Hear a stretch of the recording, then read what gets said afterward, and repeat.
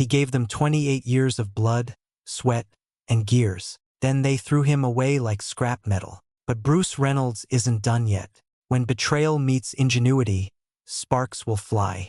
What happens when the mechanic everyone underestimated comes roaring back? Bruce Reynolds had always been a man of routine. For nearly 3 decades, his days began before dawn, the hum of engines and the scent of motor oil greeting him like an old friend. At Oakwood Auto, he wasn't just a mechanic, he was an institution. His hands, calloused and stained with grease, carried stories of loyalty, craftsmanship, and resilience. Customers trusted him implicitly, knowing that when Bruce worked on their cars, they wouldn't break down again for miles. Yet, despite his unwavering dedication, no one, not even Bruce himself, could have predicted how swiftly it would all unravel. It started with Corey Pullman. Corey was young, ambitious, and ruthlessly efficient. Fresh out of business school, he'd been brought in by corporate investors to streamline operations at Oakwood Auto. To Bruce, those words were code for something far less palatable: cutting costs at any expense. Within weeks of Corey's arrival, seasoned mechanics were replaced by inexperienced teenagers willing to work for minimum wage. Tools that had served the shop faithfully for years were discarded in favor of cheaper alternatives. Loyalty meant nothing to Corey. Profit margins were everything.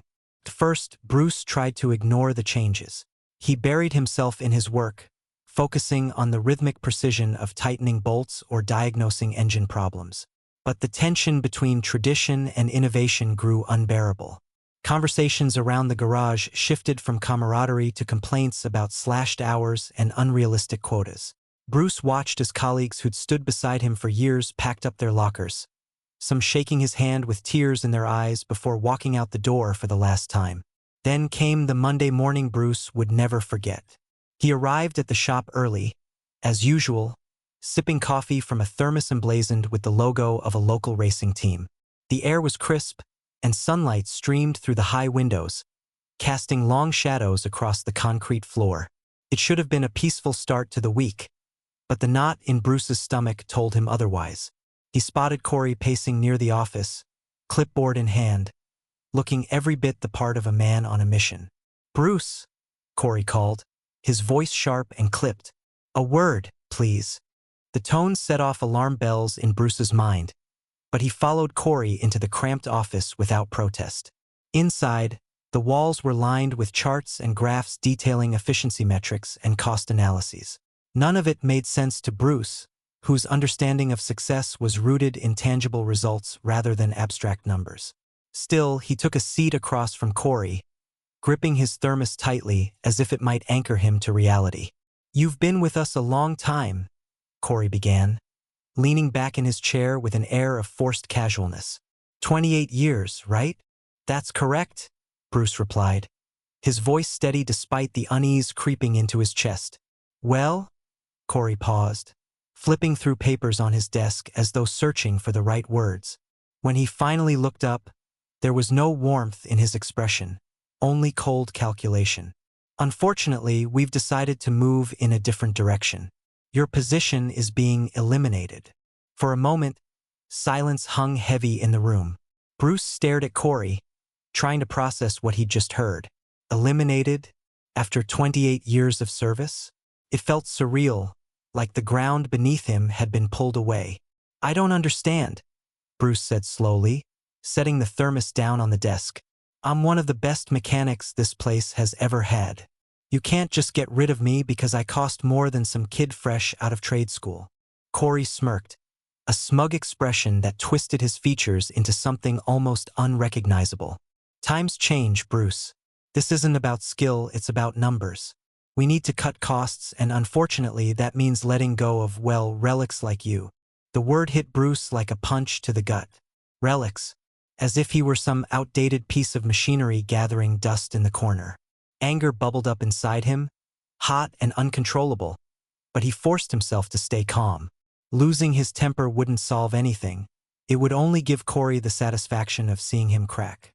Instead, Bruce stood, his movements deliberate and measured. He reached for his toolbox, the same one he'd carried with him since his first day at Oakwood Auto. Its dents and scratches told stories of hard work and perseverance, qualities Corey clearly didn't value. As he turned to leave, Bruce stopped in the doorway and glanced back at Corey. The younger man was already engrossed in his papers, dismissing Bruce as though he were already forgotten. "You'll regret this," Bruce said quietly, his voice low but laced with conviction. "Mark my words." Corey barely looked up. "We'll see about that." Driving away from Oakwood Auto for the last time, Bruce gripped the steering wheel so tightly his knuckles turned white. The weight of betrayal pressed down on him, heavier than he'd anticipated. For 28 years, he'd poured his heart and soul into that place, and now it was gone, ripped away without a second thought. But as the miles rolled by and the city gave way to open roads, something else began to stir within him. Beneath the anger and humiliation lay a spark, a quiet determination fueled by decades of pride and expertise. Bruce wasn't ready to fade into obscurity, and deep down he knew exactly where to start. The days following Bruce's dismissal from Oakwood Auto were a blur of restless nights and aimless wandering. Each morning, he woke with the same hollow feeling in his chest, as though a piece of him had been carved out and discarded along with his toolbox. He tried to distract himself, fixing up old cars in his driveway, tinkering with projects that didn't need fixing, but nothing filled the void left by the loss of his job. For nearly 3 decades, Oakwood Auto had been more than just a workplace. It had been his identity. Without it, Bruce felt untethered, adrift in a world that no longer seemed to have a place for him. Desperation began to creep in. Bills piled up on the kitchen counter, their due dates glaring at him like silent accusations. Sleep eluded him, and when it did come, it was haunted by dreams of engines breaking down and tools slipping through his fingers. He spent hours scrolling through job listings online, applying to every mechanic position within a 100-mile radius, but the responses were few and far between. Those who did reply often ghosted him after learning his age or asking why he'd left his previous employer. One evening, as twilight painted the sky in shades of orange and purple, Bruce sat alone at his kitchen table, nursing a cup of coffee gone cold. His gaze drifted to the wall, where an old photograph hung, a faded snapshot of him and Pete Anderson, arms slung over each other's shoulders, grinning like they'd just won the lottery. They weren't blood-related, but Pete had been one of the closest friends Bruce ever had. A fellow mechanic with a knack for storytelling, Pete had always dreamed big, even if his ambitions often outpaced reality. Together, they'd shared countless beers and conversations about life, work, and everything in between. Pete's name brought a flicker of memory to Bruce's mind. Rusty Wrenches, the small, ramshackle garage Pete had poured his heart into for years. It wasn't much, but it had been enough for Pete to call it home. Bruce remembered the way Pete used to talk about the place, his eyes lighting up as he described plans to expand and modernize. But those dreams had died with Pete, or so Bruce had thought. Curiosity got the better of him. He pulled out his phone and searched for Rusty Wrenches, half expecting to find nothing but a dusty relic of the past. To his surprise, the address still existed, though the reviews were sparse and outdated. Scrolling further, he stumbled upon an obituary for Pete Anderson. The date was recent, just 6 months ago. Pete had passed away unexpectedly from a heart attack, leaving behind his daughter, Alicia, and the crumbling remains of his once-beloved garage. Bruce stared at the screen, his throat tightening. Pete was gone. The realization hit him harder than he expected, not just because of the loss of a dear friend, but because it meant that Rusty Wrenches, the symbol of Pete's legacy, was likely rotting away somewhere, forgotten and abandoned. Something stirred inside Bruce then, a mixture of nostalgia and purpose. If anyone could breathe new life into that old garage, it was him. The next morning, Bruce tracked down Alicia Anderson's contact information. She was listed as the executor of Pete's estate, her name attached to a modest landscaping business she ran on the outskirts of town. When Bruce called, she sounded hesitant, almost wary, as though expecting another bill collector or lawyer. "Alicia," Bruce said when she answered. "This is Bruce Reynolds. I worked with your dad for years. We were close." There was a pause on the other end of the line.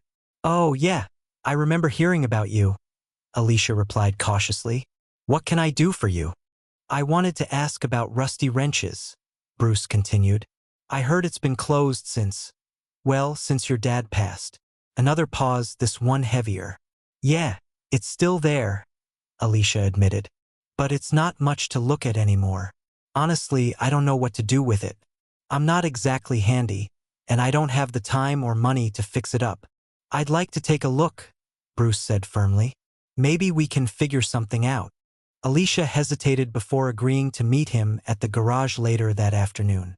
When Bruce arrived, he found her standing outside the building, arms crossed and a skeptical expression on her face. She was younger than he'd imagined, maybe in her early 30s, with sharp features and dark hair tied back in a loose ponytail. Her clothes were practical, jeans and a flannel shirt, but there was a weariness in her posture that suggested she'd been carrying too many burdens for too long. This is it, Alicia said, gesturing toward the structure. Go ahead. Knock yourself out. Bruce stepped closer, his heart sinking as he took in the state of the place. Rusty wrenches looked like it had been ravaged by time and neglect. Windows were cracked or boarded up, graffiti marred the walls, and weeds sprouted through the cracks in the pavement. Inside, the air smelled musty, and dust coated every surface. Tools lay scattered across workbenches, rusting away in the dim light filtering through the broken windows. Despite the decay, Bruce saw potential. Beneath the layers of grime and disrepair, the bones of the garage were solid. With some effort and the right team, it could be restored to its former glory. He turned to Alicia, who stood watching him with a mix of curiosity and disbelief. What are you thinking? She asked. I'm thinking this place deserves a second chance, Bruce replied. And so do I. Alicia raised an eyebrow. You're serious? You want to reopen this dump? It's not a dump, Bruce shot back, his voice tinged with defensiveness. It's a diamond in the rough. And if you're willing to let me try, I think I can make it work. After a long moment, Alicia sighed. Fine, do what you want. But don't say I didn't warn you. Over the next few weeks, Bruce threw himself into the project with a fervor he hadn't felt in years. He enlisted the help of Hank O'Neill, a retired mechanic who owed him a favor, and together they began clearing out the debris and repairing the most urgent structural issues. Word spread among Bruce's old network of colleagues and customers, and soon volunteers started showing up on weekends to lend a hand. Some brought tools, others brought food, and a few even offered financial support. Slowly but surely, rusty wrenches began to transform. But progress came with challenges. Supplies were expensive and funds were tight. Bruce often stayed late into the night, poring over budgets and sketching out plans for the layout of the shop. There were moments when doubt crept in, whispering that he was chasing a lost cause. Yet every time he felt like giving up, he reminded himself of Pete's dream and his own determination to prove Corey wrong. Then, disaster struck. One Friday night, after a particularly grueling week of renovations, Bruce locked up the garage and headed home. The next morning, he returned to find the place vandalized. Windows that had been painstakingly repaired were shattered again. Graffiti scrawled across the walls in bold, angry letters. Tools that had been carefully organized were strewn about, some missing entirely. Bruce stood frozen in the doorway, his fists clenched at his sides. Who would do this? And why? As he surveyed the damage, a single thought echoed in his mind. They're trying to scare me off. But Bruce Reynolds wasn't the kind of man who scared easily. With renewed resolve, he set to work cleaning up the mess. This time, he installed security cameras and motion sensors, determined to catch whoever was behind the vandalism. More importantly, he refused to let fear dictate his future. Rusty Wrenches wasn't just a garage anymore. It was a symbol of resilience, a testament to the fact that even in ruin, there could be hope, and Bruce intended to see it rise again. The grand reopening of Rusty Wrenches was nothing short of a miracle. Against all odds, Bruce Reynolds had turned a crumbling relic into a fully operational garage. Word spread quickly, first among his old network of loyal customers who remembered Bruce's skill and integrity, then through social media posts and local word of mouth. People were drawn not just by the promise of honest workmanship, but also by the underdog story of a betrayed mechanic rebuilding his life from scratch. From the outside, Rusty Wrenches still bore the scars of its past. A faded sign hanging slightly crooked above the entrance, patches of paint peeling off the walls. But inside, it hummed with energy. Alicia had taken charge of organizing the office space, her sharp eye for detail ensuring that invoices were filed neatly and appointments scheduled efficiently. Hank O'Neill worked alongside Bruce, mentoring younger mechanics who occasionally stopped by to learn tricks of the trade. Together, they formed an unlikely family, united by shared goals and mutual respect. Business boomed almost immediately. Customers praised the fair prices and meticulous service, often leaving glowing reviews online. One client, a truck driver named Earl, became a regular after Bruce fixed his engine in record time, refusing to charge extra despite the complexity of the job. "You remind me of the good old days," Earl said during one visit, shaking Bruce's hand firmly, "when mechanics cared more about people than profit." But success came at a cost. As Rusty Wrenches gained traction, Corey Pullman grew increasingly agitated. At Oakwood Auto, business had begun to falter. Longtime patrons defected, citing dissatisfaction with the quality of repairs and the cold efficiency of the new staff. Rumors circulated about declining customer satisfaction scores and missed revenue targets. For Corey, whose reputation depended on delivering results, this was unacceptable. It didn't take long for him to act. One chilly Tuesday evening, as Bruce locked up Rusty Wrenches after a long day, he noticed something strange. Several of their most expensive tools, a hydraulic lift Bruce, a diagnostic scanner, even a set of precision wrenches, were missing. At first, he thought he might have misplaced them in the chaos of the day. But when he checked the inventory log, his suspicions hardened into certainty. Someone had stolen them. Frustration boiled over into anger. Bruce stormed into the makeshift break room where Alicia and Hank were reviewing invoices. "We've been hit," he announced grimly, slamming the clipboard onto the table. "Tools are gone. Expensive ones." Alicia frowned, flipping through receipts. "How is that possible? We installed cameras last week." "That's what I want to know," Bruce muttered, already heading back toward the garage floor. Sure enough, the footage revealed two masked figures sneaking in late at night, loading equipment into a van parked outside. There was no clear view of their faces, but Bruce recognized the logo on the side of the vehicle instantly. Oakwood Auto. Corey wasn't playing fair. The next morning, Bruce confronted Corey directly. He drove to Oakwood Auto, parking his battered pickup truck right in front of the sleek glass doors. Inside, the atmosphere was tense.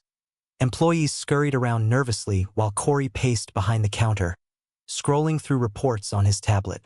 When Bruce walked in, heads turned, conversations halted, and Corey looked up with thinly veiled disdain. "Back so soon?"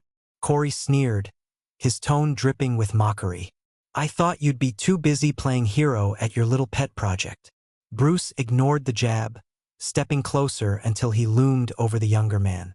"Cut the crap, Corey. You sent thugs to steal from us. Don't deny it. I have proof." Corey smirked, unfazed. "Proof? Of what? That you can't secure your own property? Sounds like incompetence to me." "You think you're untouchable," Bruce growled, his voice low and dangerous. "But mark my words, you'll pay for this." For a brief moment, uncertainty flickered across Corey's face, but he quickly masked it with bravado. "Go ahead, make threats. See if anyone cares about some washed-up mechanic trying to play Robin Hood."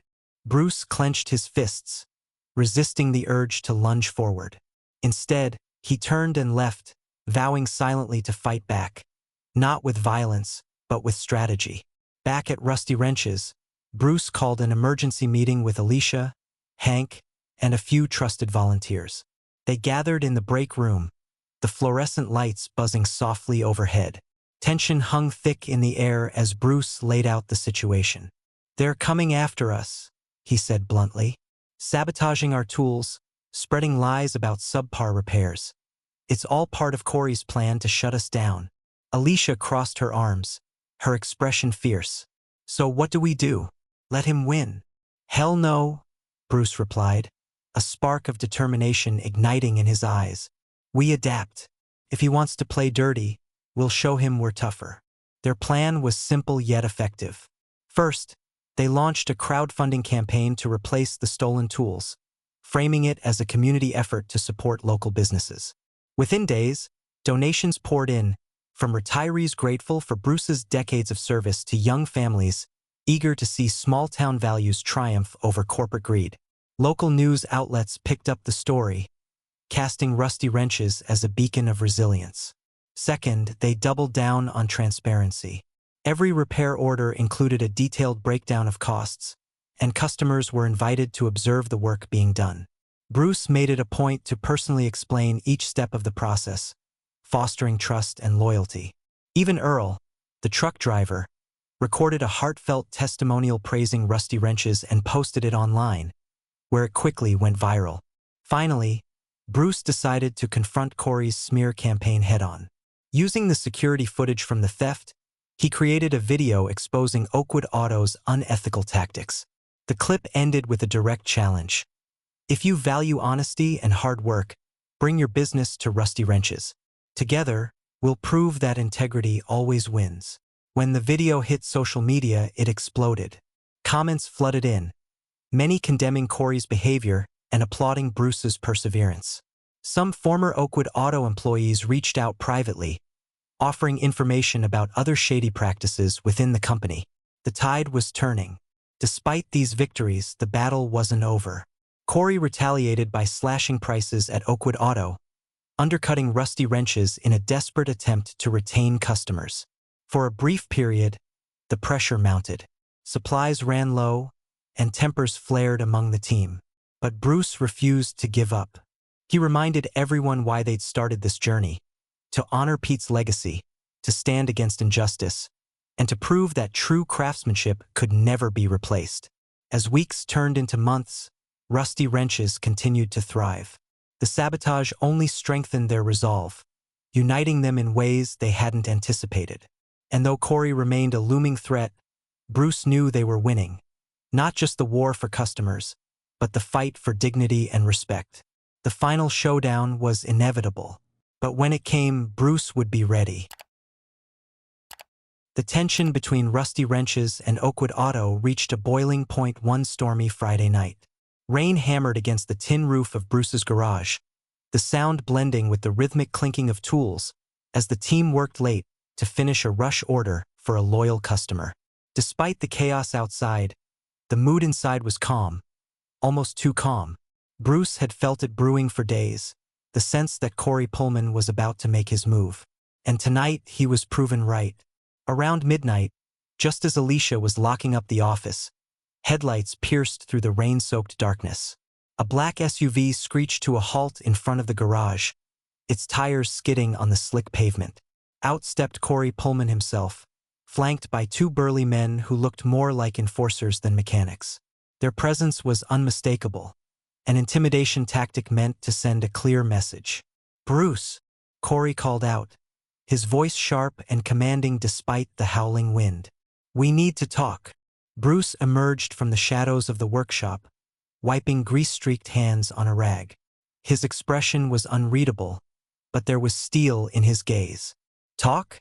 You're trespassing on private property, Corey. Whatever you've got to say it quick."